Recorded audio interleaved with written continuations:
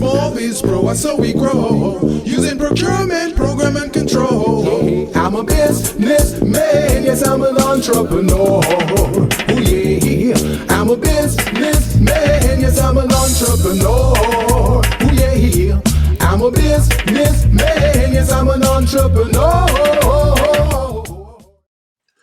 Good afternoon, everyone. This is the Business Zone with Christo and Coach Gilbert Buchanan, your small business paramedic. And today, folks, we're going to have an amazing show. We want to say to all of you out there, happy Black History Month. And we're going to have some great Black History moments here today. We've got a very special guest. So, co-host, how are you doing? I am good. This has been another one of those weeks. Just super busy. I know you've been trying to reach me all week long. I'm sorry. All I can say is I'm sorry. I can't say nothing else. Man, I thought I was the busiest person out there in professional services land, but co-host, you take the cake, man. You take the cake. Yeah, right now I take the cake. I've had to. I actually had to turn some people down this week. It just got too much. It was just like I can't. And it's tax season. You know, it was 1099s and due this week, so I had to physically go to some clients. And then others, of course, procrastinated. And then, but it does seem like everybody wants to get on top of their taxes this year. That's good. That's a good thing. Yes. That's a good thing if you're not in the business. But so everybody's been reaching out. My calendar is scary. I cannot wait till March 31st, because at that point, if you ain't got whatever you're supposed to be doing by that time with me, you can hang it up. You gotta wait till next year or next year. You need to go visit some other people's. It ain't gonna be me. But so helping people get that done, and then of course my regular client list is quite active. But it got Friday came really quick, but I am happy. Yes. I love Black History Month. Not that I don't celebrate Black History. So today you guys can't see it, but I'm Black. Oh, where's my t-shirt? I need one. But this month I'm blackity black. So everybody know I'm black every day, every month of the year. But this month, I go into the extra blackness. this month you're super black. I'm super black. So this is my favorite because it's a time that, and not that we shouldn't be doing this all the time, honoring our heroes and sheroes, both those of the past and those of the future. Right. And so I'm always excited because I always am looking for new people, not the regular old people that everybody talk about every year. I'm always looking for new people to share and looking for new talents and new assets. Yeah, new assets. So today he's not a new talent that we have on today, but we have someone that's really been pioneering some not new skills, but he's put a twist on some of the skills and made it his own. And now he's helping incorporate it in the school system. So we're really proud of him. Met him a number of years ago. We've actually had him on the community on the Business Zone when we first probably in the first or the second year we had our show. When we first launched our show. So he's coming. He's done some amazing things in those in these 6 years or almost 7 years in his business, and he's become bi-coastal, and so we're excited about that. But today we're going to be talking at the first half of the show. We're going to be talking about Marcus Garvey, which you have a lot of you really want to pay homage to, mainly because he's a fellow Jamaican. And I guess you feel some major synergy toward him. You're right. Some siblingship. Okay, right. So we're going to talk about him and what he has done. And and when I think about the Marcus Garveys and the Martin Luther Kings and those from the past, those from the current, the Barack Obama, Malcolm um, X, Martin Malcolm Luther X, King, right? Muhammad Nazarene Muhammad. Yeah, with the business zone, even Skip yeah, Cooper. These yeah, are all, hey Greg, these are all trailblazers that really believed in their people and really yes, wanted to make uh, our lives different. And yeah, they made major sacrifices in their own yeah, personal lives yeah. in order to make lives better. And I don't know, and I could be wrong. And if those out there in listening land, if you want to rebuke me on this, I welcome that. But I don't know if there's anyone out there willing to make the sacrifice that they made for Yeah. our people today. I don't think there's anyone willing to do that.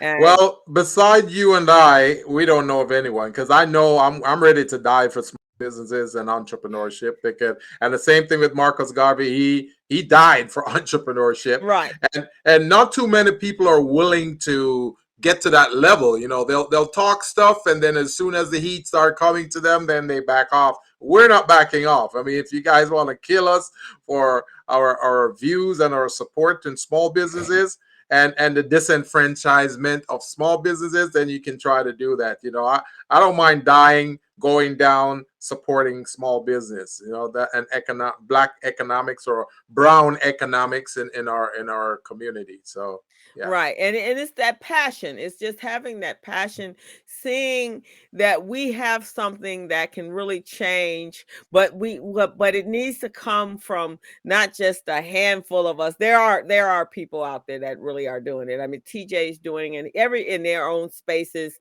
I yeah, had some guy on the community briefing yesterday, and we had a powerful conversation, and there are those out there. But overall, um I was reading a book, and you guys go on Amazon and look for a book called Intellectual Slavery. And you don't want to lose it, you don't want to lose you that way, Gilbert. Yeah, we don't want to lose you. um but there's a book that I'm reading called Intellectual Slavery, and Mm-mm-mm. and it's written by an African guy, and he's African. He's from Nigeria, and he's talking about how when we were all colonized, they took our language, they took our religion, and they took our culture.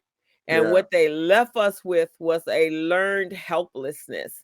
And yeah, that's what I see when sometimes, even when we're talking to our clients and you're going, you can do this, you can do this, and they're like, I don't know, maybe yeah, I can. And yeah, then you got to go into the real rah rah, yeah, and, yeah. and then you got to keep rah rah until you don't have much rah rah left, but you got to keep rah rah so that your infectious and passion seeps into them, and then they Yeah, start fighting for themselves. And so right. that really set with me, and that learned helplessness, and I think that's Yeah, what we are experiencing with our people. But I will say this, for our younger generation, we really have to come out of that. I know there's a lot of pain out there, but we got to figure out how we can overcome, because um and so we're yeah, going to continue to uplift and to be very blunt and intentional about people from our past that they didn't cross, they crossed the boundaries to make a yes. difference. Yeah, so we got to eradicate that learned helplessness because Right. it's that massa mentality that we got to get rid of, the crab in the barrel mentality, and the learned helplessness are those crabs in the barrel that they're afraid to come out. As soon as one of them try to get out, then the rest of them drag him back down, say, hey, you can't get out and leave us. Massa will get you, stay down here with us, where Right, you right, going? right, right, right. So that's what we're trying to eradicate right now from our mind. Like Bob Marley, one of our idols, say Yeah. emancipate yourself from mental slavery. None Yeah. but ourselves can free our mind. And that's what we're doing right now. We're getting rid of all of that. I want to say shout out to Marian Lopez. Marian, thank you Hi, for Mary. joining us. How are you? Marian is one of our clients, and we've been working with her for a while, helping her with her business. She makes some amazing cheesecakes she make, and those cheesecakes are gluten free cheesecake. And she's been trying to get into some of those supermarkets, some of those stores. So shout out to her, and hopefully we can help to get her into some of those stores so she can sell her products. Awesome, So awesome. yes, Well, hello, yes, welcome, Marion. We're glad to have you on the Business Zone. Hope yes, you enjoy the show today, yes, and we have to get it during Women's Business Month next month. We definitely have to get Marion yes, on. So yes, Gilbert Marian. Gilbert will Yes. reach out to you and get you the information. We'd love to hear about your journey and help however we can help you get your business really promoted out there and get you into those big box stores. I actually have someone that is in a big box store, and maybe you might like to have a conversation with her. She's been in Ralph and Albertsons and Vons and Smart and Final for many, Mm, many, many years. And yes. so you might want to have a conversation on how she made that happen. So, Right.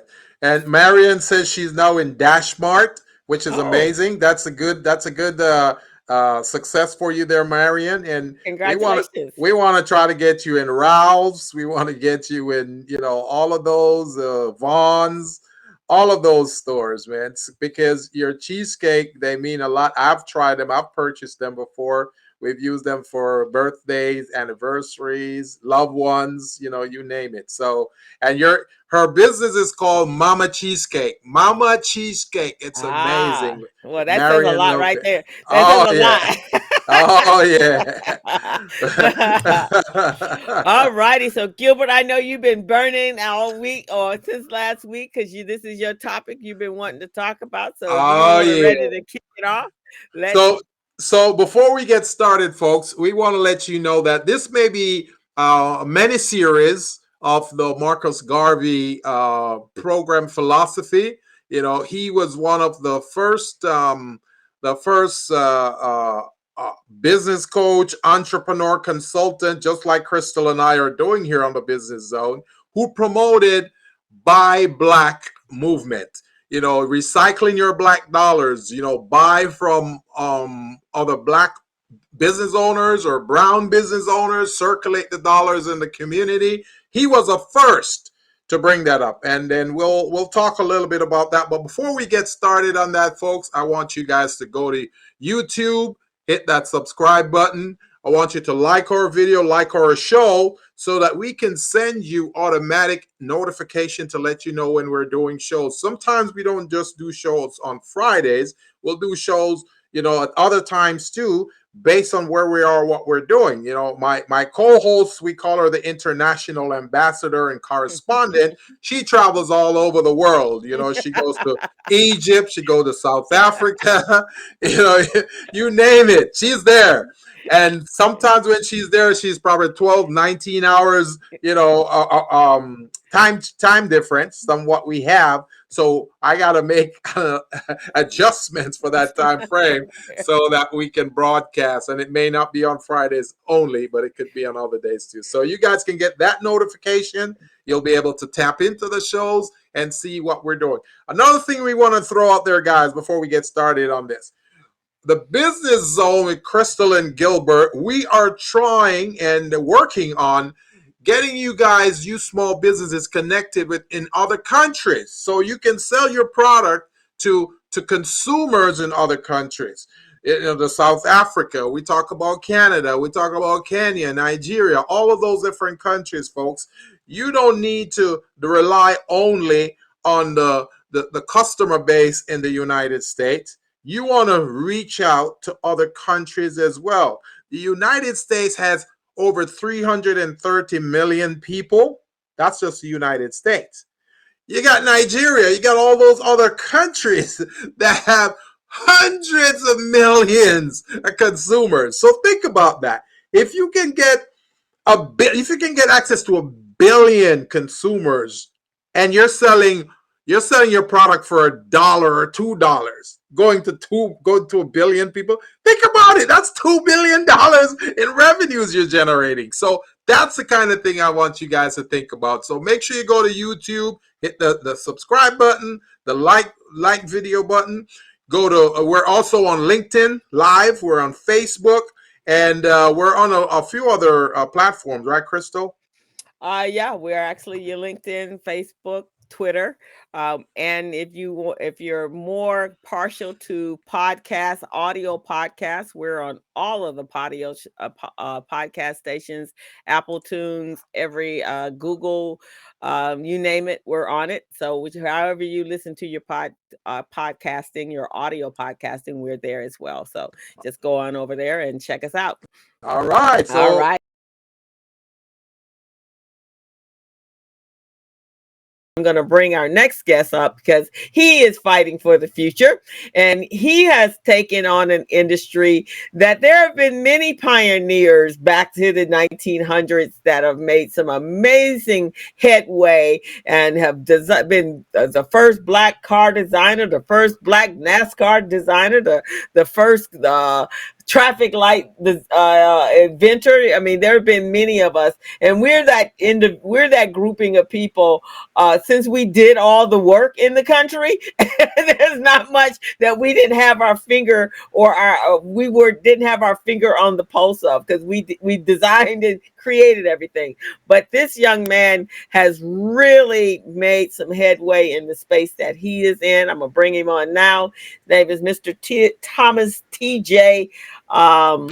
Lofton. He's celebrating 30 years in business and continues as a multi-dimensional global business industry leader. He's a celebrity car builder. He's a real estate and land developer. He's an investor, public speaker, and author. And as a native of Compton, California, from the age of 9, TJ acquired his business acumen from key local business leaders. And after graduating from Centennial High School in Compton, he opened his first brick-and-mortar business, and Express Gold Plating.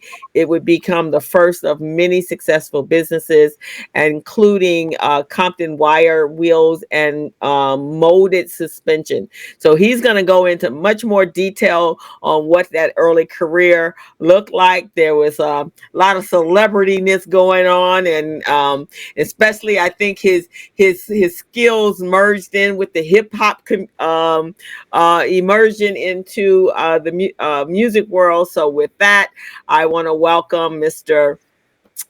Thomas T.J. Lofton. Welcome, TJ. How y'all doing there? We're good. How are you? Thank you. I am magnificent. I appreciate y'all. Welcome to the business zone, sir. All right, tell us about yourself and your all that you do, and I guess you are a Marcus Garvey I guess follower as well, because you have had many entrepreneurial endeavors since I've met you, and very successful. You were successful before I met you, and you have not missed a beat since I have met you. So welcome to the Business Zone, TJ. I appreciate y'all. My name is Thomas TJ Lofton, but I like people call me TJ Lofton. Celebrity car builder, land developer, second-time author. All right. Congratulations. That's what we're talking about. A book loaded with trade and entrepreneurship opportunities that most people and the book is called Monetizing, right? Monetizing gentrification. That's right. Ownership. Yes. My website at tjlofton.com. Okay. Nice. Everybody grab a copy of that one. And where do they grab that copy? Amazon or your website? On personal website, tjlofton.com. Okay, so guys, it's in the Bree put it in the chat there, and that should be on trending on Facebook and as well as YouTube. Yeah. So back in the days, I started off in my mom's garage, in my mom's backyard, building Regals and Cutlasses and flipping cars. You know, I had some powerful gentlemen in the community that were restoring cars. So you talked about some of those people who we don't know about. Let's talk about celebrate them. I like to celebrate Gary May, one of my coaches. You know, a celebrity car builder. You know, this guy was he was one of the biggest lowriders on the planet. There was Gary May. There was Terry Carter. There was Homer Walters. There was Ernest House. These were like my modern day Marcus Garveys. You know, why do I like these gentlemen? Because just like Marcus Garvey did, they created an opportunity for me to make money. You know, it's like you look up to your leaders. You want to, you know, I'm looking for an opportunity. Well, how can I make money? How can I eat today? You know, and that's what Marcus Garvey, he provided opportunities for us to eat. So when I met Gary and Terry Carter, I was told that if I learned how to work on these cars, I'll never be broke. I'll always be able to eat, you know, and do very well. And they did not lie about that. So I followed in their footsteps and I became a celebrity car builder. Terry Carter said that he wanted everybody that had a every rapper out of Compton should have a lowrider in their video. And that's exactly what happened. And the cool part about that was I was one of the few people on the planet that actually knew how to build those cars. So now when those guys started going viral and, you know, NWA started traveling around the world, everywhere they sold albums at or CDs, cassettes, I sold cars there. You know, I shipped cars to Australia, New Zealand, everywhere, all over the planet. Honestly, I could say pretty much everywhere except for Africa. Really? Yeah, I was talking with some Africans the other day, and I was like, I never shipped a car to Africa before. You know? Wow. Was there not a need, or what? Why is that? Do you know? I don't know. I personally haven't done it yet, and I guess the market just hadn't gotten there yet. You know, probably because some of those countries have a road problem, but not all of them. South Africa is amazing; it's beautiful. Yeah, it is. But those trades that I had, I also went to Centennial High School in Compton, where I had my first auto mechanics class, auto shop class. You know, and I had the trades there, my wood shop, my sewing at Vanguard Junior High School. So I had such an amazing upcoming because everything I learned in those classes, I would literally walk out of class and on the way home, I'd be telling my neighbors, hey, I just learned how to change brakes today and I can change your brakes for $25. You know, I just learned how to do oil changes. If you get the oil and give me $25, I can change your oil, you know? So that's something that was real world to me, you know? So now I'm not looking at the drug guy like, hey, come sell drugs illegal and take penitentiary chances with me, you know? It was like, I have a legal option here. So that's what I like about those guys. They taught me about those cars, and it just pathwayed into, now I had these trade classes. I learned how to weld. And when I learned how to weld, welding was a pathway to manufacturing, you know, because here I am here working on these cars. These cars are like 40 and 50 years old. They're rusted out. And I'm like, man, I can't find this piece. They're like, good luck finding that piece. So all of a sudden it's like, okay, well, I know how to weld. I got a torch. I got a plasma cutter. Let me go heat up some metal and bend some holes, bend it in the form of this piece I need, and drill some holes in it and patch this thing up and make it work. So when I started fabricating, all of a sudden I created pieces. Next thing you know, people from all around the world was like, well, I need one of those too. You know, there's over 1 million cars on the planet that's left out of the 5 million that Chevrolet built. Now there's 1 million left, and maybe half of those, and 500,000 of them need those exact same parts. You know, so, wow, I got a target market of 500,000 people that might need my part. You know, so here I am selling parts. So I started realizing early on, I'm like, wait a minute, I like just having a pile of stuff sitting here ready to go. You know, people calling me from Texas and Germany and Australia saying, hey, I need 10 of those. I need 50 of those. So I like that. Then I like the idea that I was able to give my friends okay, you need to make some money. You say I'm the business owner and I got some money because everybody keep pointing you to me. Then TJ got some money. Go to him. Go ask him for money.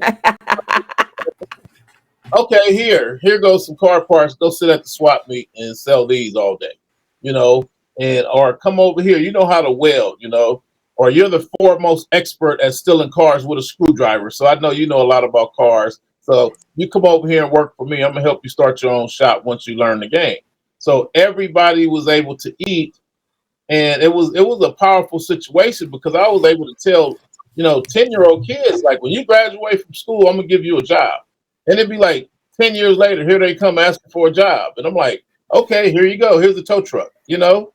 And it was just amazing, other than, you know, giving them opportunities to come in there, paying people to sweep the floor, paying the young people, you know, everybody was able to eat off of what I was doing. But I love the opportunities of practicing cooperative economics. That's what I like about Marcus Garvey. You know, he practiced cooperative economics where we kept the dollar in our community for a long time before it left Right. out. So we have to think, I think we need to, when we talk about Black History Month, we got to talk, I like to call it our history. I like it. I like that word. I'm gonna use that. Our History Month. You know, like Black history, because they said it's his story. It's his version of what, you know what I'm saying? It's not our version, it's his version. So, Right, exactly. So let me ask you this, TJ. When did they take out? Because one of the things that what you're saying, I think the reason why there was so much success in the 1900s, right out of slavery, is most of the enslaved. I'm going to use that word. The enslaved people had learned so many skills while they were in captivity. Right, they did all of the carpentry. They built everything that that the plantation owners needed. They tilled the soil. They fed. They did everything. So the skills, I think, is a valuable commodity. The brain is good, but having skills, I think, is even more valuable than a skill set. Than going to college is excellent. But if I can fix a car and then get paid for that, or I can, you know, like me, I do accounting and bookkeeping because I can get paid no matter what's happening in the world, right? No matter what's going on in the economy. So when did they take those skills, learning those skills out of school? well, I graduated from Centennial High School in '89. And when I got there, they'd already closed down the paint booth, the auto painting class, teaching people how to paint cars. So I was told that as soon as I left, they took the rest of the stuff out in about 1990. By 91, it's all gone. So I was able to go back. Matter of fact, I was able to join forces with some Compton people, Chico Brown, Master P, the rapper, Dr. Dre, and a host of other amazing people. And we were able to go back and brought some money to the school. And I was able to put my automotive class back in Centennial High School and do a lot of great work. We bought an electric car. Dr. Dre gave $10 million to the Compton School District. And with that money, I was able to go back into that school and completely rehab my class. I'm talking about they did everything but rip up the concrete. I'm talking about they opened walls up and new drywall, new plumbing, new electricity, new water, new everything. And I'm talking about top of the line machinery. I even bought an electric car in the box, $65,000 electric car in the box that they had to take it out and figure out how to put it back together. You know, so that was a lot of experience because I wanted them to be able to learn about, you know, electric cars were coming. This was like 3 or 4 years ago. So it's like the electric car thing is going to get big. Now we got electric car and battery plants popping up all over the country, you know. So they're already in position. They're already ready. So we created relationships with car dealers where they're hiring directly out of high school and they're paying for the dealerships are paying for continued education. And most importantly, they're doing internships while they're in high school. That's how desperate the auto manufacturers are. You know, they're so desperate, they're bringing foreigners over here. And going back to, let me give us a little history lesson. I don't want to get too controversial, but We were already here when that shit. I got that. We were already here. There's over 10 Black Wall Streets, like all over the country, that they just said, we cannot get these people to stop doing what they're doing with this cooperative economics. So they're just going to flood them. So there's 10 lakes that I can name right off the top that was flooded out, 10 cities that was flooded. Like, for example, I'm out here in Georgia. You can look up Lake Lanier, and that was a city called Oscarville. You look up Ottawa, that was just like the Tulsa. Same thing, a bunch of Black business owners, a bunch of tradesmen. They were farming, they were doing everything. You didn't have to leave the town to do anything. It was all there. People came to them to buy stuff. So we got Lake Murray here in South Carolina. I mean, all over the country. Just look up the history of these lakes and you'll find out that people came here, the invaders came here and they built dams and they flooded out all these Black cities, all these Black areas. So what that I'm saying is you got to think about it. Do you really think they kidnapped a slave and brought him all the way over here to America and told him, here, I need you to design Washington, D.C.? You know what I'm saying? Come on now. He was already here and they were already building that. Benjamin Banneker, he came from a tribe of people that was already here and they'd already done construction. They were already building things. But anyway, that's a whole nother conversation. So I like to send a shout out to the first automaker in America and almost the world was C.R. Patterson, a Black man. Yes. C.R. Patterson. Henry Ford came and stole ideas from C.R. Patterson. Mercedes-Benz patented the car after C.R. Patterson had already patented his stuff. Wow. So the very first automaker. So when you see Marcus Garvey in that historical picture where he's sitting there in the back of the car with his buddies. Yeah. They were in a C.R. Patterson Black-made car. Mm-hmm. Oh, wow. Okay. I've seen that picture. You got to ask the auto guy about this kind of stuff. But yeah, wow. That was. Go ahead. So when you took the class, so how did the students receive what you were offering at Centennial?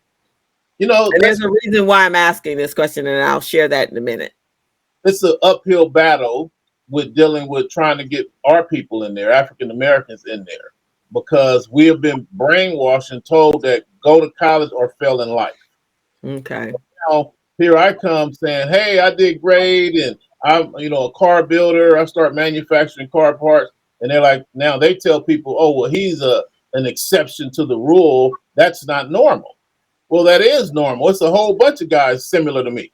It's a lot of brothers that are manufacturing car parts. It's a lot of brothers that have touched 7 figures building cars. That's normal in this industry.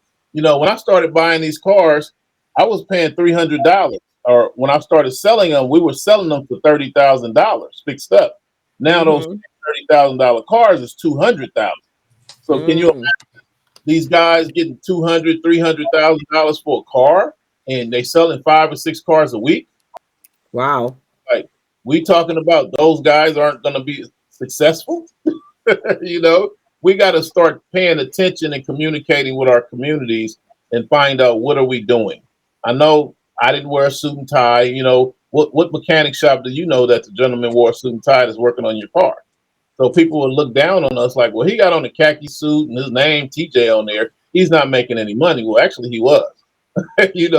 He's actually a manufacturer. He's putting cars in movie sets. I got rappers calling me up asking me, when is this car going to be ready for the video?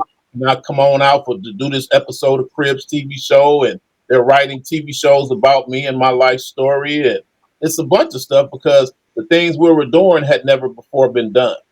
When we started building these cars, anyway, going back to your question, it's been an uphill battle. There's not a lot of African Americans in that class. The Hispanics have embraced it and they're packing it out. I was just there when I was in town a week ago or last weekend. And there was one African American female there in the class. I was there for the last period, and it was just the one African American female there. And that really kind of bothers me, because we really work hard to bring some black dollars into that school so that African Americans could come out and be business owners.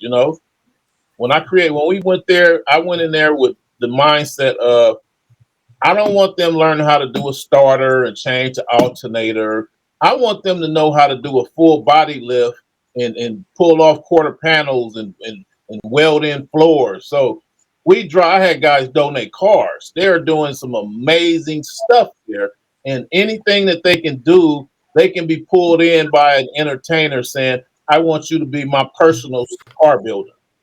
So little Leno could come in there and say, okay, you're one of TJ's proteges. You know everything that TJ learned.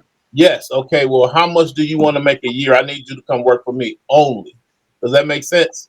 That was very visionary by you, man. I applaud you for that. I applaud you big time. Thank you. And I had the honor to meet Marcus Garvey's son, his only living son, Julius. And Julius said, you remind me of a young Marcus Garvey. See, that's what I'm talking about, man. That's amazing, man. I texted to you, Crystal, the picture and the video, matter of fact. Okay. All right.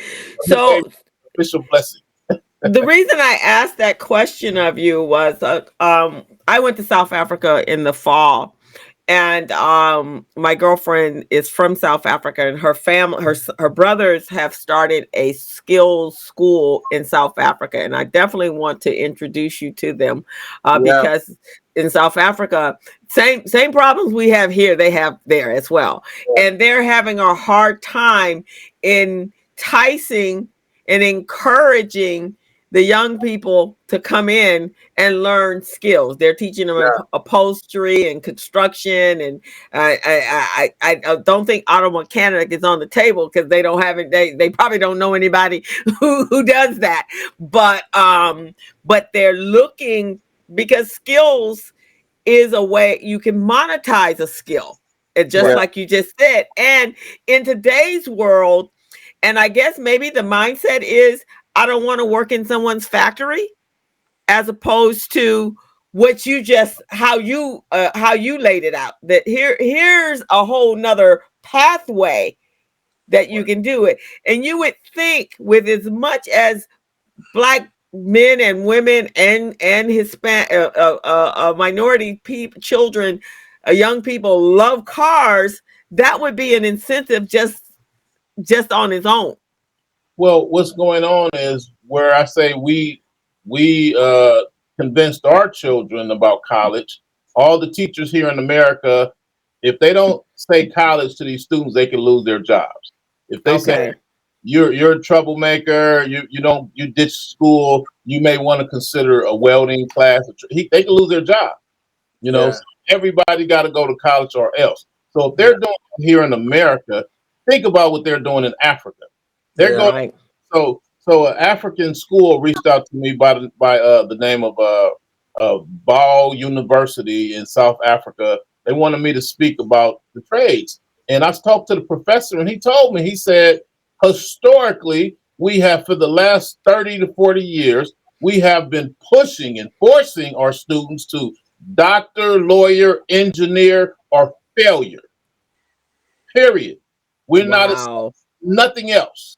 So now you got 30 to 40, 50 years of successful. They're not saying go be a doctor. They're saying you're going to be an anesthesiologist when you go. So now we're talking about the most highest paid doctor, because a doctor will make $300,000, but an anesthesiologist can make upwards of $1 million. So now you have 30 to 50 years of anesthesiologists coming home, worth, bringing in $500 and $600, $1 million a year. So you have a fleet of doctors that are coming home, and they're sending money home and building their mom and dad a house and paying for all their other brothers and sisters. So they don't have a TJ story. They don't know about a TJ did this and TJ. They don't have that example in front of them. It's not. TJ hasn't done anything in Africa.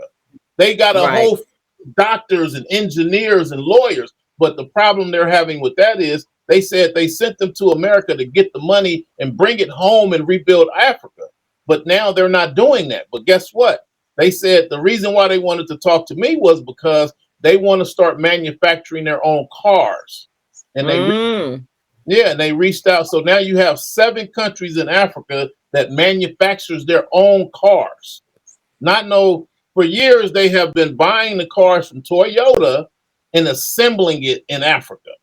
But now they're saying, I've seen them in a video where they literally had an engine block. And I was just watching this video. It was real fascinating. They were pouring cold molten steel into this drum looking thing.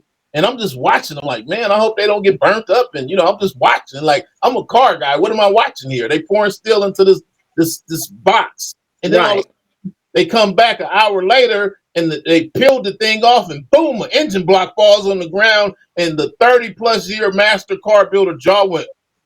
I'm like, are you showing me the origins of engine manufacturing?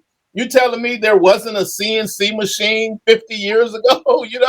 It blew my mind. Like, wow, that changes everything. Like, that changed the world for me. I'm like, okay, I can do that. We can manufacture our own engines now. Yeah. I know when I also went to Egypt in the fall. I did quite a bit of traveling this year. Now in South Africa, wasn't a lot of emphasis on cars. Egypt, Cairo, whole other ball game, but older cars like Cuba, small cars because the road, so many people, but Cuba is, 1950 vehicles, right? So they're always looking parts for 1950. I remember when my brother-in-law, my sister was married to an Egyptian guy, that's the business he was in, import, export. And I did not understand until I got there. Most of the cars on the road are older cars, like you're talking about, that need parts. And they are all on the corners fixing, and cars look like they, been sitting there for years, but they're over fixing on them, and then they're back up and on the road. So and that's a country of cars, lots of people, lots of cars. So I could see that's probably would be more received there. I could see that in South Africa,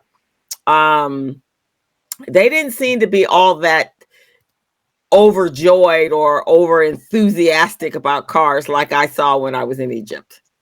I think those 3 markets, TJ, would be great for you to get started in. You got the Cairo, Egypt, you got Cape Town, South Africa, and then the third one, which might be a little stretch, would be Havana, Cuba, because they've been rebuilding 1950s car, forever, right?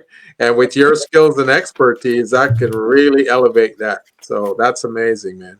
Well, they're under sanctions, So So it's hard to get into them. You have to come in.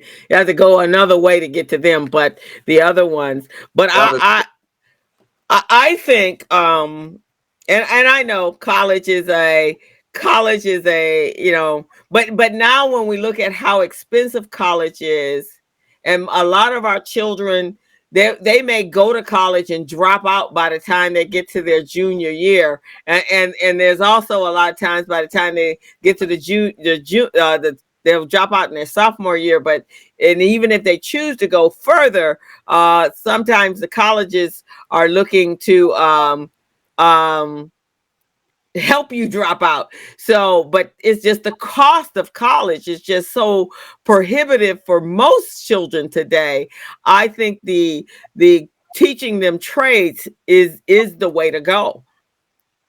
I think, in my opinion. It really is, because the trades opened up an opportunity for America. Like right now, America has passed a law and said, hey, sanctions on China, tariffs on all the rest of the foreign countries. If you don't make it in America, we don't want it here. So what's been going on is all those foreign countries and all those manufacturers are opening up giga warehouses all over America. I was just on the phone with Judge Joe Brown, and he's like, they moved the Ford battery, they're building a Ford battery plant in Mason, Tennessee by him.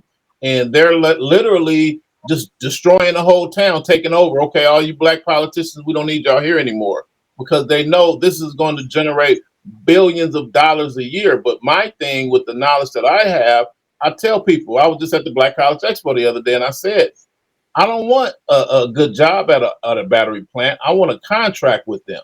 I want a job at Tesla. I want a contract with Tesla saying, I will make your door handles for $12 million a month.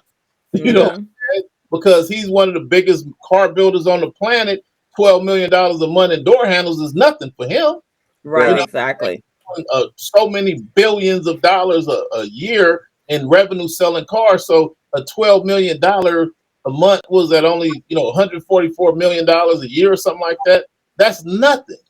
So where we got to get out of it, I want a job. I'm a manufacturer, and I know if I got I got a 500,000 people that's interested in buying my 1959, 1960s cylinder mounts.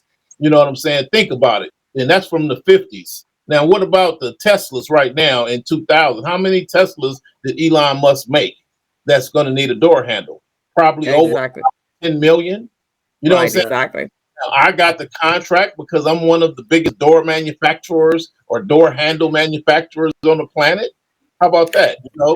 And that's the incentive, is that with a trade, you can use that trade to create your own business, to be that manufacturer or that distributor. Because if Tesla can lay you off and you have no job, but if you're the distributor and the supplier, then you as the contractor, long as you have comparable prices, then and how you negotiate that deal, you could make you're gonna make more money as a contractor than you're gonna make as an employee anyway, and you have your own business, so they are not controlling you as they would if you were an employee. That right there should be the incentive for the colleges. Then they're coming here to learn, teach them to be entrepreneurs, but they got to have a product or a service that they're going to be that they're going to have, that's going to be the byproduct of a business. Well, the Buy Black movement and the Marcus Garvey self-sufficiency economic program, it promotes that type of entrepreneurship that both of you are talking about, not to become an employee, but to become an entrepreneur. Because as we know, you can't get rich being an employee for anyone. But if you're an entrepreneur, you can certainly get to that level. I like what you got there, TJ. What's that? Is that the door handle? This is one of those hard to find car parts for those 50 to 61 and 62 Chevy Impalas. Uh-huh. Now that's a very simple product. It's about $1 worth of metal, and a couple of bends here. Drilled in some holes and took another piece of metal and folded it over and drilled a hole through that and welded it together. That's it. $2 worth of metal, give me $125 for a set. Investment $4, and now I'm shipping these around the world. And this pathways into multiple other things, because people say, okay, well, if you can make those brackets for a 59 and 60 Chevy or a 61 and 62 Chevy, then can you make me these brackets for that Tesla? Can you make me these brackets for that new Porsche? When Porsche moved in down here in Georgia, Porsche needed to get some local manufacturers to work with them. So if I'm already positioned and got my little 5,000 square foot warehouse making all these 59, 60 Chevy brackets, then guess what? Porsche is going to come in and say he's already set up. He already has what we need. All we need to do is give him some money and he can help us out, make our lives easier, and start manufacturing some of these parts. So now, like I know you guys remember all of those cargo ships sitting in the marina, sitting in the ocean over there in Long Beach back in the days. So we're desperate to find local manufacturers. I had people reaching out to me like crazy saying, TJ, we need help. I know a guy who set up a class at a college and taught people how to work CNC machines. And someone came in there 2 weeks later and said, how many of y'all know how to turn on the machine? And maybe 4 people out of the 50 people in the class raised their hand, say, all y'all hired, 100,000. I'm gonna start y'all off at 100,000. That's how desperate they were, because they all of a sudden, when the president said sanctions and tariffs, that opened up a windfall of money and opportunities here in America, and that followed up with the opportunity. What do you call these things? The where they got to build the what do you call it? The Rebuilding America bill. Yeah. Where they have to utilize $1 billion construction bill. Yeah. What is that bill I'm looking at? But anyway, now they're building roads to these new giga warehouses. They're building copper. They're putting building highways. They're building freeways because they know they need to be able to get to TJ's warehouse, to get to the new. You know, they moved Nissan Motors from coming in Long Beach and brought it all the way back down around, and they're coming in at the bottom half of Georgia, above Florida. Now all expanded and added on where they can bring in another 500,000 cars into southern Georgia, and they're building a highway so that they can bring those cars all the way up to New York and Texas and go all the way out. They expanded the 85 and the 75 freeways, and people don't even understand what's going on.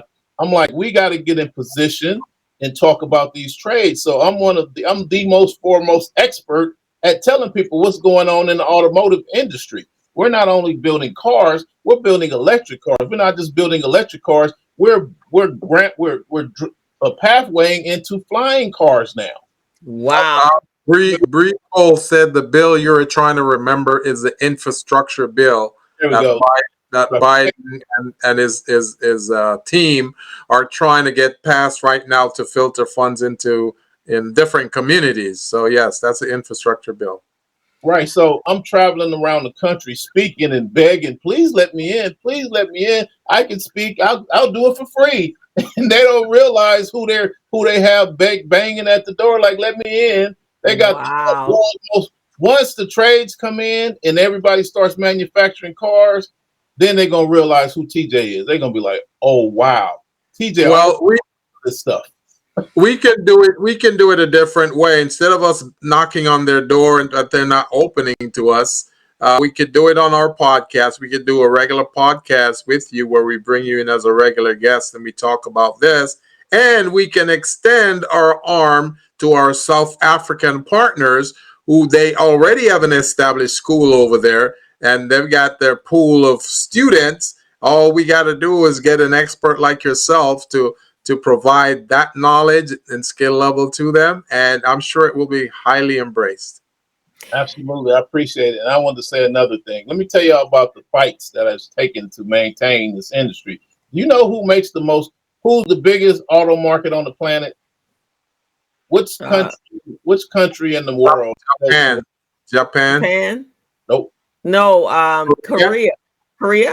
No, let me rephrase the question. Who's the biggest purchaser of cars on the planet? America. Okay, what state and what city is the biggest? California. It's California? It's Los Angeles, California, buys more cars than anywhere else on the planet. There's more cars going into Los Angeles, California than there is going into the UK, than there is going into any other these other countries, period. And all you need to do is literally learn how to work on a car and have a little shop doing brakes, and you'll become very successful. Right. And the reason that and I find that, and I always chuckle because as they're trying to push through the metro trains in this city was designed for you to have a car. From the very, very beginning, it was designed. So now you're trying to restructure and reprogram people here in this city to say, put your cars in the garage and get on public transportation. That ain't gonna happen because you have told us we need to have a car. Let's talk about that. So right now they're strategically doing things. This is why I'm still a land developer, because I go to those land developer conferences and I've said in meetings where they're saying, hey, these are all opportunity zones. We want to create opportunities so we can go into these areas and we don't need cars in these areas anymore. We want to make these areas Uber friendly. So meaning we want to phase out cars because the parking lots and the land that the garages sit on, the land that the parking lots to the shopping mall sit on is too valuable. So we want to turn all these parking lots into commercial real estate and residential property. So they have a plan to phase out the cars out of Los Angeles because Los Angeles is the infrastructure to classic car restoration. Let me tell you one more thing they're doing right now. They're currently trying to pass a bill which goes at the heart of dismantling classic car restorations. So they have a chemical that's inside of chrome. You know, you see the chrome plated bumpers and the chrome plated doors. So they want to say this chemical is too toxic to have in LA County, which is the biggest auto restoration market on the planet. This too toxic to have. We want to phase this out and know we don't have anything to replace it. So we just recommend stop doing chrome, period. And that we only make up 1% of that market. But the other people like Tesla and all these other people, they take up way more. The people who making faucets and door handles and home products, they are way more toxic. They're like 20%, 30%. But they said, well, we're just going to start with the automakers. Well, that's why we got to look at the international markets, TJ. Gotta look at the South Africa, the Cairo, Egypt, and all of those places. But let me ask this question. So if that's the case, though, why are they pushing EVs, electrical vehicles, if they want to get rid of vehicles, period? Because they know, first of all, the city is not designed like a New York or a Boston or a DC where you can actually not have a vehicle. Just like Georgia is in Atlanta is not designed for you to give up your car. and what they're getting incentive. They're getting incentive from those. And you still have to have a car if you're gonna have Uber or Lyft. So what we are doing right now is we're playing rolling the dice. We're playing cards. Look at my left hand, but don't pay attention to my right. Yeah, always got to look at the whole picture, man, because they always trying to pull something over on you. It's a game of chess we're playing right now. It's like you got to learn how to watch these pawns because these pawns are dangerous now. They can take that king if you're not paying attention. You know, right. What they're doing is they're trying to sell us electric cars, but the reality is they're working on flying cars. When you go to Dubai, so what they're going to do is they're going to have flying cars and bullet trains. So right now they already approved, and they're going to start construction of the new rail going from LA to New York. I'm sorry, LA to Vegas, right? Mm-hmm. Yeah. What's going to happen? We're in the stages of where you're going to start having people say, well, I live in Las Vegas, but I work in LA. Yeah. Because I take the bullet train every day to work. Like in DC. So the poor people are going to be taking the train, and the wealthy people are going to be flying overhead in their flying cars. And we can't forget about Elon Musk and the Boring Company. Are you familiar with the Boring Company? Yeah, the one that's boring up underneath the ground to do the high speed. No, but have you been into the tunnels in Las Vegas? Like somebody just said. Okay, have you been into No, I have not been to the tunnels. I thought doing all of this stuff with Twitter and stuff that he had stopped boring, that it just kind of stalled out. He's just begun. Okay. He got it. Okay. So I was at the Conrad Hotel in Las Vegas, and across from the Conrad is the convention center. Remember, they just added on to the convention center. That's one of the biggest convention centers in the country.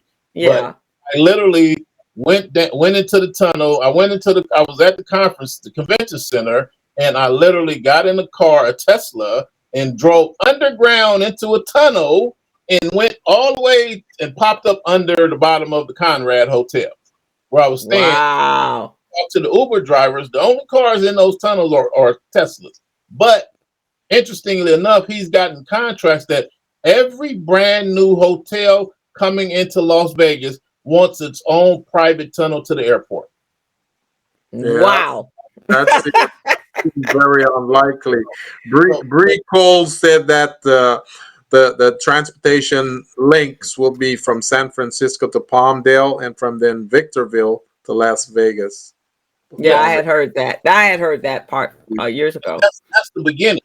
That's the beginning. So right now, the rail in California, they're saying, oh, it's like it take you from California to Las Vegas. It could do it in 3 hours, half of the time. But that train is not going the full capacity of its power. They're just doing that for now because if that train could get from LA to Vegas in 30 minutes, the real estate prices will tank. You know what I'm saying? So what they're doing is they're pricing the real estate so expensive that all of these people buying these cars in California won't be able to own a house. Nevertheless, a car, they're going to make some, just like in Los Angeles and Palmdale, it was so many people on that freeway trying to commute back and forth to LA that they were like, we just going to catch the train because gas is too expensive. So now the drivers started catching the train and they closed the door on them by raising gas prices. So now people started getting away from their cars and buying motorcycles, and then they just said, forget, I'm going to just take the train. But now we're in the age of the Jetsons. So now you're going to they're building brand new hotels and brand new houses, brand new cities, what do you call it? Live, work, play, eat cities, where you're going to literally go to the park and ride and catch the flying drone taxi cab over to downtown LA and land on top of your office building where you work. Which is why, so that explains why they don't want houses. Right. And that explains why they don't want you to have, because one of the things I was saying is they've eliminated out you being a homeowner, even if that means a condo, because you're building all these multi-units, but none of them are condos. None of them are positioned so you can buy them. They're all where you rent them. So now that explains. All right. Okay. I gotta read your book, huh? Monetizing that gentrification, huh? They said, LA said, I was listening to land developers speaking. They came to talk to us and they said, I was there. I just happened to be there when the guy came in and said this. He said by 2050, they plan on having 10 million more people living in Los Angeles. I didn't say Los Angeles County. I said Los Angeles. Imagine 10 million more people. So you can't have houses there. You have to book. To me, as a developer, knowing that LA's overcrowded, the I-405 freeway is the busiest freeway in the world almost. So you got to tear down the existing houses and build brand new high rises where you can get thousands of people. So I also looked at, you got to remember when you know the language and you understand what's going on, you can hear the bamboozle. So in the news, you have what's the old mayor that left out, or I think he was leaving, or he's still there. Oh no, our city. Viragosa said after they said we're gonna have 10 million more people here in LA. Viragosa, I said that means that they're gonna have to tear down all of these buildings. So Viragosa, they came in and changed the zoning. They said, okay, we don't want any more single family homes. We want multiple families, meaning we want 24 unit buildings, 120 unit buildings. So all of a sudden, the attack on the real estate, it came about. They said they passed another law. They said, well, Los Angeles has the way to get rid of the real estate that was currently here, that the people were sitting on, holding on to. They had to pass a law called, they said, oh, Los Angeles has 15,000 commercial properties that's not earthquake safe.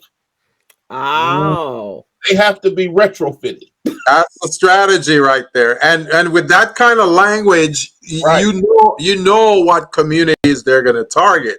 Next thing you know, Watts will be a luxury apartment, a luxury condo apartment complex. You see what I'm saying? That's what they're doing by talking about that. Have you ever heard of the Golden Triangle? Yeah. You know, okay, no, I haven't. The Golden Triangle in real estate is the top 3 cities that are worth the most money. Yeah. So San Francisco, Los Angeles, and where? Los Angeles, Compton, and Watts. Oh, because they have not been developed, and that's where the black folks are, and you want to get rid of the black folks and put the other folks in there. I got it. That co-host, that's where that 10 million is going to come. That's how they're going to achieve that 10 million. Yeah. About it. They have no lands. no further land to develop, so they have to go to the existing one, using that argument that they were telling TJ about. It's not retrofitted for earthquake. Using that language, you see what I mean? So to make it retrofitted, oh, we got to tear this down and build new buildings. So retrofit that 500 or that $700,000 building is going to be 300,000 hypothetically. Yeah. So as soon as they pass that law, what happens? I tell people all the time. I say, as soon as they pass that law, they immediately, the people who own the buildings, white people who own the buildings, they start dumping. So now you have black real estate agents coming into the community saying, "Oh, I got a building. You got to buy these buildings." And I'm telling my clients, like, you telling me we went from no buildings for sale in LA, one dang near need falling down, to now there's 60 of them for sale. You know, the typical example, co-host, is that strip, that Crenshaw district there. Remember what they did? Yeah. They relocated 750 small businesses from that strip. They put them in some little dumpy area that there's no customers going to them. No, actually they priced them out, so they leave and go to the south. They go to they move out and go to Texas and Florida and Arkansas and Alabama. You heard one of those prominent politicians was talking about, well, we'll pay these people to move to the Inland Empire or San Bernardino. Remember that? Mm-hmm. I got one deeper for you. This is how I got in trouble in the past. I own real estate in LA and I own real estate in Palmdale. When I decided this time I needed more land to expand my business and collect more cars and save money by buying some land and putting my cars in the same location instead of having them spread out through all out of LA and Compton. All of a sudden I moved to Palmdale, and next thing you know, my Section 8 in LA started dropping. Yeah. Section 8 voucher in Palmdale increased by $1,000, $1,200. And so then it's going to be rezoned, right? I was barely getting $1,600 in Palmdale, and all of a sudden it went to $2,800. So I told people what was going on, and all of a sudden, Palmdale lost. The state of California passed a law without telling the city of Palmdale and Lancaster that they changed the low income rate, which was 4% for every city. Now they legally changed it to 40% and told Section 8 to give Palmdale and Lancaster $2,800 vouchers, and go tell TJ's clients and his fourplexes in LA that I want them all to move out and we'll give them all houses in Palmdale. Move out of the 4-bedroom apartments in the hood and move into a big house in Palmdale. Who do you think not going to want to do that? So, so I literally had people who was living in my tenants, they all decide we're moving. Yeah. Like, how does that happen? How does 4 people all at one time, huh? And they're going to Palmdale. So one of them told me, TJ, the city they juiced it up and told us if we go, we're gonna get houses. And they got some nice houses in Palmdale. And they're brand new houses. I'm like, really? So I went and started the war and told the mayor, the then mayor, which was a brother, sellout brother, by the way. Well, of course. They're moving. This is about to be Section 8 capital. I got the voucher, $2,800. That's a lot of money. I was dreaming about getting $1,800, but $2,800, I'm not even doing a credit check. You know what I'm saying? Bring your gang boyfriend. I don't care. $2,800. I want them in my house. See, that's exactly what happened in the early 1900s there, when Marcus Garvey was trying to do what he needed to do with young entrepreneurs. You saw what they did. First, they formed the IRS, then they start taxing different buildings, putting their foot on the necks of black entrepreneurs, and they're doing it again. So it's a cycle. Well, I always say, here's what I've always said, that there is no new strategy. It's the same strategy. Yeah. We just have to know the strategy. So just like TJ just said, you got to really know how to play chess. Yeah. And you got to read, you got to go to meetings and conferences like he does, sit in the back quietly listening to the information that you're hearing, and then be able to come back and disseminate it to people that want to hear it. Because if you're not there, and this is the reason why I do the community briefing, this is why we do the business zone. If you're not in the room at the meeting where they're having conversations, we are the most vulnerable people on the planet. Yes. We are always on the menu of the meeting agenda, always on the meeting agenda. And you have to be there so you will know what they're talking about, right? I've been in so many meetings like that, conferences, hundreds of thousands of people, and I'd be like one of 20 black people in the room of 100,000+ people. Does Right. that make sense to you? I'd be one of 20 black people, and maybe 7 of those black people work there as cleaning. They're walking around with a trash can and a mop. Right.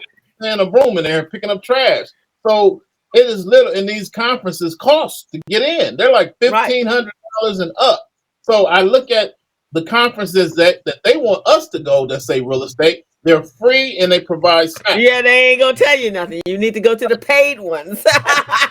But the real conferences where the real information is happening is $1,500. You got to have a land developer's license to get in there. You can't just come up to the door. I got my $1,500. I want to register. They're gonna be like, okay, well, what's your business? And you're gonna be like, I own a dry cleaner. They're gonna be like, no. Right. You have to be a land developer. You have to be in construction. You can't be a real estate agent. You have to be in this agenda, in this arena for us to let you in. Yeah. Money alone is not enough. You'd be like, well, I just pay $2,000 for a ticket. They'd be like, no. It's like you trying to get into Fort Knox and you got a felony, you know? Yeah, right. Want us to hear this information. So now you got people, you got me walking around, they looking at me like, how'd you learn this? Where'd you get this information? Like, we're gonna call over and have this place fired. Fire whoever let you in. We're gonna close down whoever gave you this information because we didn't want you here. Right. Because you don't want to create another TJ, trust me. That's the problem. So I coach, you find out people like, I thought you was the car guy. How you over here having real estate coaching classes? You know, right. of language that most people have no idea what I'm talking about. I can hold a conversation with most people that don't even have a clue. I'm talking about surveyors. I was just doing an interview with one of my other friends, and we were talking. It was a land conversation about land development, and it was like when you got somebody who knows what I'm talking about. Oh, I open up like a rose. I got a lot to talk about. But if you don't know the language, then that's just a regular, tier 1 conversation. But if you're a real estate developer, then we can have a tier 10 conversation. But we were talking about the things that really matters that we need to learn are not taught in school. Yeah. You go to school and take a survey class at USC. You know, you can't go take a zoning class. They're not teaching that. They'll open it up and teach it for 5 minutes and then close it back down because they don't having infrastructure learning. You know, because I'm the kind of guy that I can just pack up and move to Africa and they'll give me a job or give me a contract saying, okay, well, we want you to come out here and set up this 1,000 acres and help us to build a city. What are we going to need? Where do we start?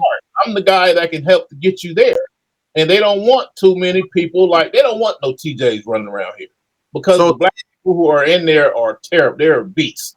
TJ, tell me about the land situation in Palmdale. Are there available lands, and who does one go through in order to get access to some of those land?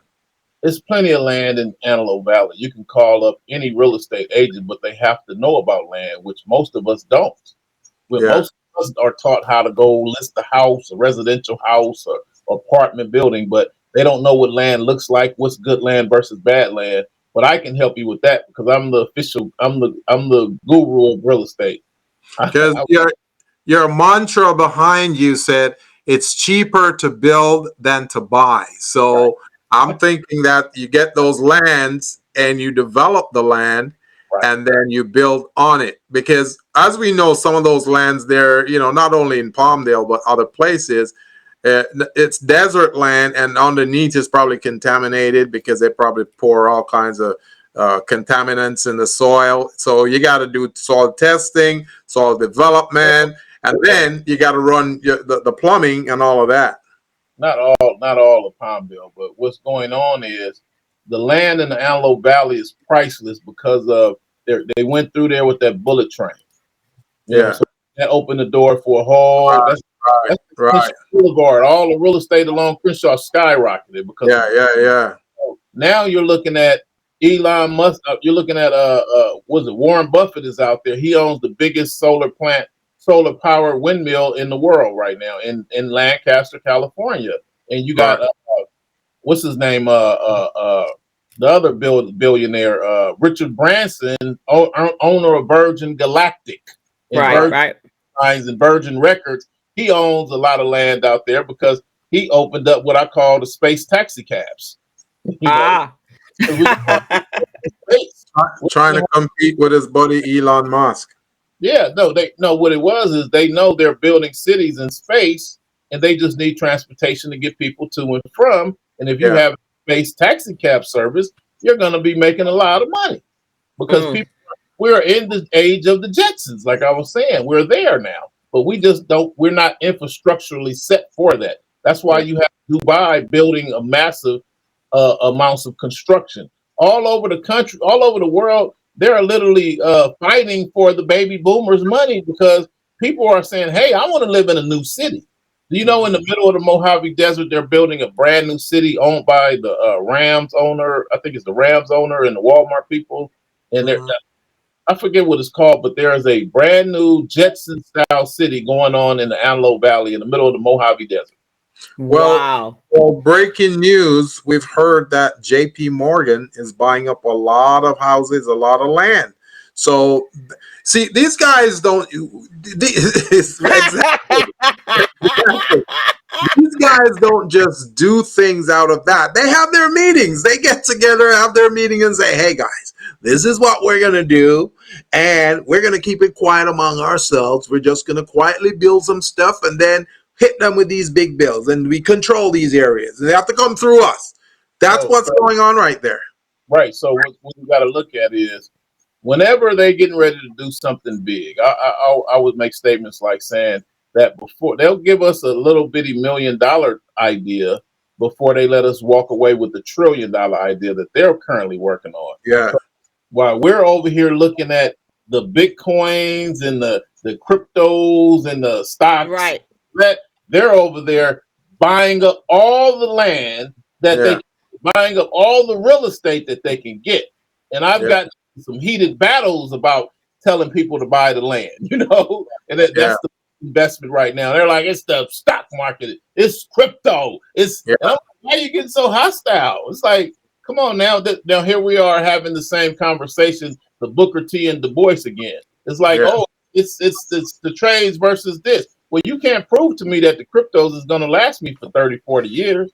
You can't prove that the stock market is going to sustain my wealth. But this land, I know they're building giga warehouses. I know they're building solar-powered windmill farms. I know they're building bullet trains, et cetera, et cetera, et cetera, et cetera. Yeah. They legalized marijuana and it's legalized to grow here. So it's a plethora of reasons why we should buy the land. But most importantly, we got to buy the land while we can afford some land, because if we don't, it's like, think about it. If they buy up all the land and all the commercial real estate and all the residential real estate, and the few people who own homes, they're going to be worth millionaires. They're going to be multimillionaires. You still got your 2-bedroom house in Compton or Watts sitting on a quarter of an acre. That house is going to be worth $5 million in the future. Just like you go to Venice Beach, they got 2-bedroom, 1-bathroom houses at 800 square feet worth $2 million. A lot of people don't even see that's coming down the pipeline. It is coming because that's what they did in Harlem. You remember? Harlem was, inner city neighborhood. Yeah. Again, that used to be $100 that nobody only 5 million. How about Yeah. that? Mhm. Yeah. It's the same strategy. You just have to watch and learn. Yeah.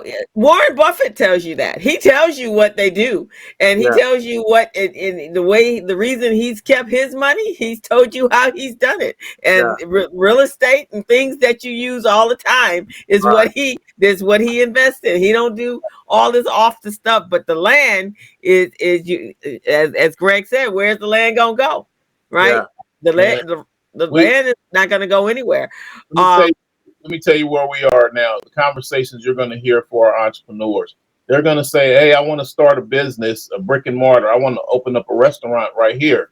And they're Yeah. going to say, "Okay, well, we're going to want $10,000 a month for this 1,000 square foot building here, but we also going to want 40% ownership in the business. Yeah. Oh If you wow! me, if you want to rent from me, which I own 75% of the buildings in Los Angeles County." Yeah. I'm saying, if you, I don't know, Crystal, she gonna want 50%. Gilbert, he's out of control. He's gonna want 60% ownership. Yeah. You know, so these are the conversations that we have to prepare ourselves when Right. only corporations own up all the real estate. Right. Right, And that's exactly. really what's going on. That's what's going Yeah. on. Yep. A friend of mine, that's why he's doing his business internationally. He says, I just can't deal with all of the what happens behind the scenes that you don't have you don't unless you don't really have an inside in. So he does all of his outside of this country and pop in and out. There's a couple of things that he does here, but different stuff. So we got to be more unique, more like you, TJ. You're not doing it's basic things that people need. The automotive industry, people need, right? They need some part, whether it's going to be flying, electric, or whatever it's going to be. They're going to need a part for that vehicle, right? So it's a must have. Installed. And they need it installed. The land, a must need. Got to be able to have shelter, right? So those are the businesses we need to look at, not t-shirts, not things that not this speculative stuff that is in trend today and out of trend tomorrow. When we're looking at businesses that's going to create wealth and longevity and legacy for your family, it has to be something that has a tangible value to it that people have to have. You know, and that's why I do coaching. Like you're saying, your friend says, I can't handle this. I don't know what's going on. I'm not in the loop. I'm just going to go out of the country. Well, I'm the coach that people hire to keep them in the loop. So I sit and have these futuristic conversations that you're probably not going to really see this until the next 5 years from now and 10 years from now. You know, like I was able to write my book and people are like, stuff is just now happening that you wrote in this book in 2017. It's like, yeah. Exactly. So that means that's why they call me the economic futurist, because I'm economically, I see what's coming down the pipeline because I sit in all these expensive meetings, because I travel the country. I'm not sitting around waiting to see it on the news. Right. So I do a lot of consulting with a lot of billion-dollar developers and million-dollar investors of people who don't get to travel, people who are just sitting down doing what they do, you know, which is working their businesses. So I'm the guy that comes in and tells them it's time for you guys to expand because things are going up to the Antelope Valley now. So if you want to stay here, all your client base is going to be in Palmdale, Lancaster, Moreno Valley, Blythe, California, blah, blah, blah. So let's go out. I found you some commercial real estate. I found you some land that you can buy, because in 3 years, we need to go ahead and get ready to break ground. So that's what most people don't realize. You don't necessarily need a college education. You need a coach named PJ to teach you. But TJ, you have been awesome, man. You can come back on a regular, as Gilbert said, and give us whenever you feel you got some nuggets you wanna talk to the people about. This has been incredible, because these are the conversations we have to have. I don't know if it will fall on deaf ears, but maybe if we just keep having them, You're passionate about what you do. Gilbert and I are passionate about what we do. Greg, who's in our chat, he's very passionate about what he does. And we just have to keep drilling.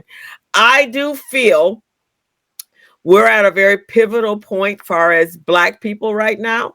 And I don't think there's any, we're on borrowed time right now.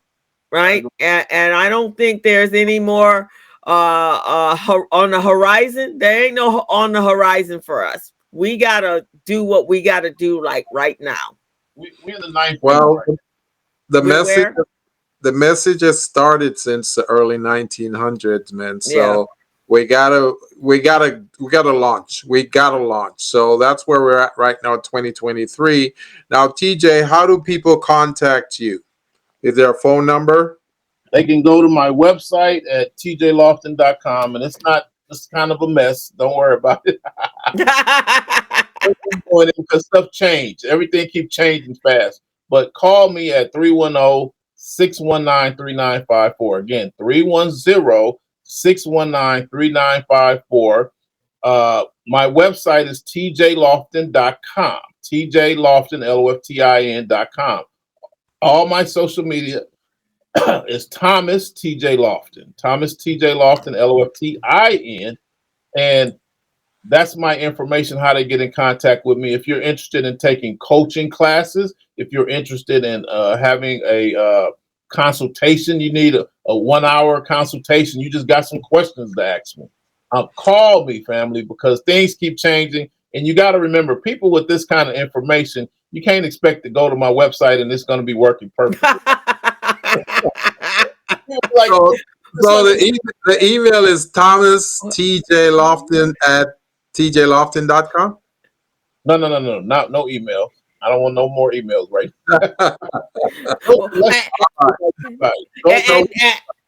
And you are a real person, is what I'm saying. Well, actually, Bree put it in the chat, and nor is he gonna put all his valuable information on his on his email. I mean, on his Facebook page or on his website. You guys got to reach out to him, man, because some of this information you got to keep to yourself and share it with people who actually need to hear it, because not everybody is going to be receptive. This feed on our throat. Right, so we got to be able to maneuver out of that. Yeah, it ain't just for everybody.